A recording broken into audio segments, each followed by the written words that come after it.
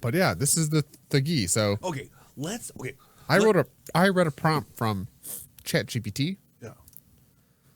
Or no, it was my own original content. But the Thuggee cult of India was a secret society of assassins that operated from the 14th to the 19th century. Yeah. Most notoriously during the British colonial period. Devotees of the goddess Kali, the thugs believed they were carrying out her will by ritualistically murdering travelers and stealing their belongings. Their method of choice was strangulation with a silk scarf, which they considered a religious duty rather than a crime. Thuggees operated in organized groups using complex signals and disguises to carry out their activities undetected. British efforts to suppress the Thuggees in the 1830s, led by Officer William Sleeman, involved extensive use of intelligence and brutal crackdowns, which eventually diminished their numbers and influence. The Thuggees' cult legacy is a chilling reminder of how religious fanaticism can be intertwined with organized crime, leaving an indelible mark on history and culture.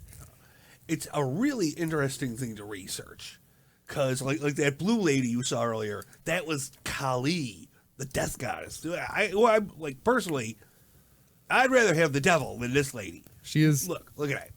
She is scary. She is, yeah, scary. Those are human heads around her necklace, and she has a human, like a big devil head, and she's just not good. But they would apparently worship her, and they would sacrifice, like they would like trap travelers. They would join a traveling caravan, and they would like go up there and join the group, and they'd be like, "I'm a fellow traveler. I'm going to be your buddy."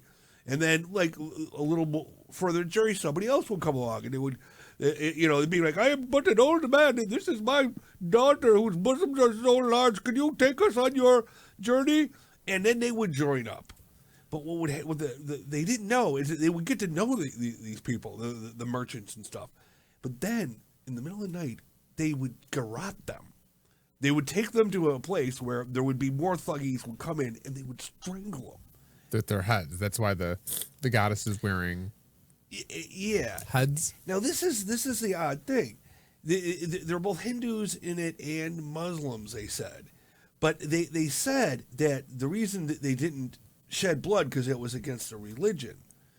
But also during the earlier empire, in Islam, you didn't necessarily, it wasn't murder if you killed somebody with no blood.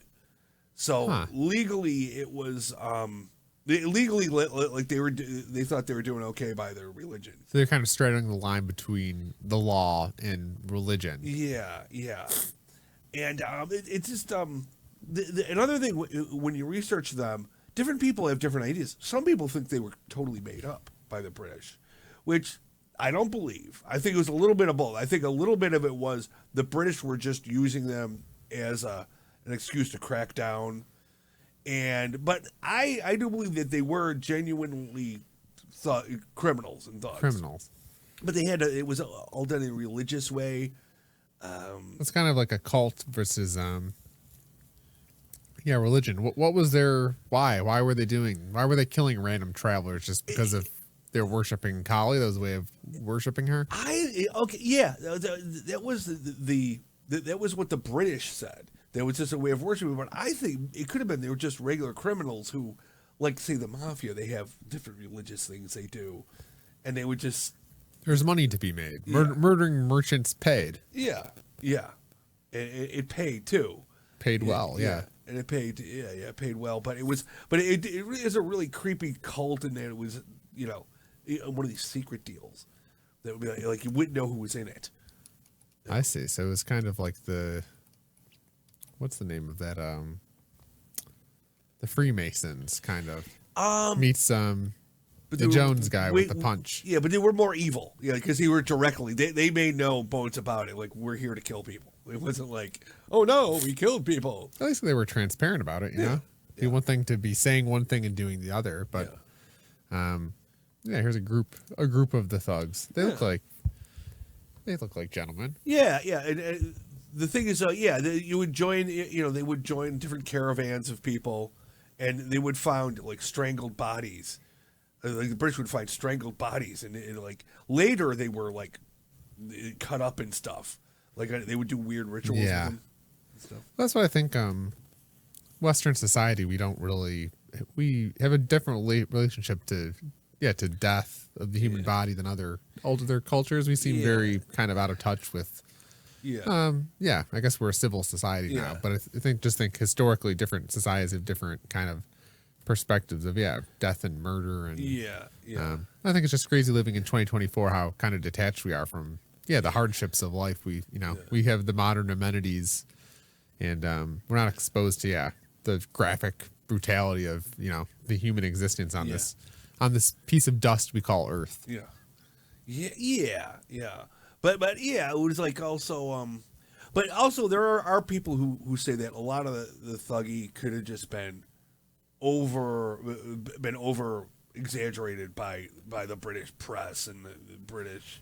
It sounds similar to like kind of the Native Americans of like they probably found the most brutal aspects of the culture, then just played that up instead of talking about everything else. All the other things, like say they did the same with the Incas. Like you always hear about the Incas, doing sacrifices and stuff like that, and sacrificing. Whereas they actually had a lot of other things going on too. Yeah, I think it's interesting too because our Western society can look at human sacrifice and not understand it all, but like it would be interesting, and we'll never know kind of what was their culture. What was maybe there was a legitimate reason, or it's kind of hard to fully understand without being there, getting the other side of the story. Because I think even I'm just reflecting on how wasteful our society is, and I'm just thinking like 1,000 years when they like dig up plastics and stuff and just see the scale of the waste. Like what will they think of our society where it's like, oh, it's very normal to us, but like they'll probably look at us as like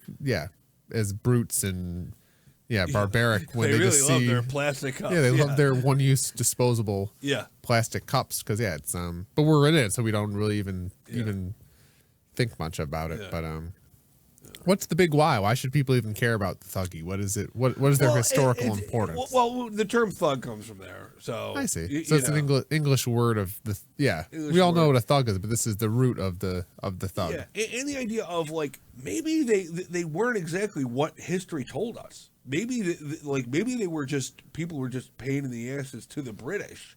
And they weren't necessarily. But I it's fascinating to research because different people have different takes on it. I listened to podcasts where they were like, oh, the British were just making all this up. And others were, no, these were real depraved. This was a horrible cult and the British did a good thing. That was the one good thing. They're essentially like Indian, like the cowboys of India, like Wild West kind of laws of the outlaws. Outlaws. Yeah. But I guess in that country everything's very religious. So But also it's I mean at that time the media was really just the queen or like whoever ruled England, right? So they just said, I don't like these people. Let's depict them how I see fit. Yeah, it was the East India Trading Company. Bunch of bad guys. The merchants. So not even the king and queen, but literally the businessman. Yeah, they had their own army, which is insane. Like, what if they were ruling the world. Yeah. Well, that's the Thuggee. That's a very interesting topic, I guess. And